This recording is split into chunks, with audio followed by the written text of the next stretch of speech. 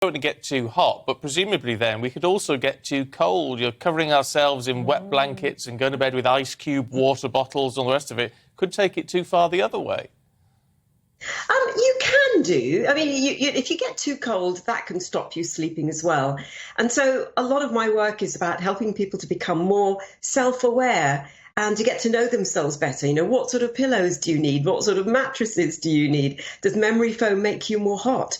Do you need a very dark room? And there are tips and tricks, as you mentioned, Isabel. There are things that we can do during this heat wave to give ourselves a better chance of getting some rest. And that's the important word. I'm going to use the word again, rest. Focus on resting during this heat wave rather than getting into bed and saying, I really need to get good sleep. I really need to get good sleep, because we just set ourselves up for frustration and tossing and turning at night. So just lie there and think, I'm just going to try and rest as well as I can. Gosh. What about this smearing your regions with onions? This in the papers this morning. No. I mean, again, there might be a small percentage of outliers who want to do that. I'm not going there. Are you?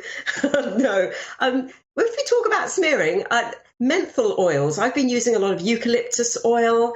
I have a menthol stick and a fan in my room, of course, and I keep my curtains closed all day with windows open. I blast through a bit of fresh air in the morning. But then during the day, keep the curtains closed, keep the room dark and cool as much as possible. I use a menthol stick on my forehead. I've got a fan on the bedside table, and that blows, and it often blows onto my forehead.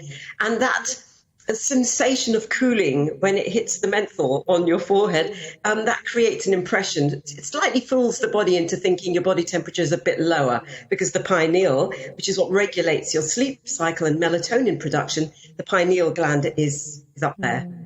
So that's a nice little hack. That's interesting. That's interesting. Jeff's been in touch this morning, Nerina, says, my tip for sleeping well is to work hard all day, then you're tired at night. That's from Jeff the Builder. I mean, actually, work. No, because you can always get... Sorry, you can always get overtired. And actually, I recommend the converse, which is to, at the moment, if we're not going to be getting those really nice 7 or 8 hours of sleep at night, build more recovery and rest into your waking hours. So I had a nap yesterday afternoon between meetings and projects.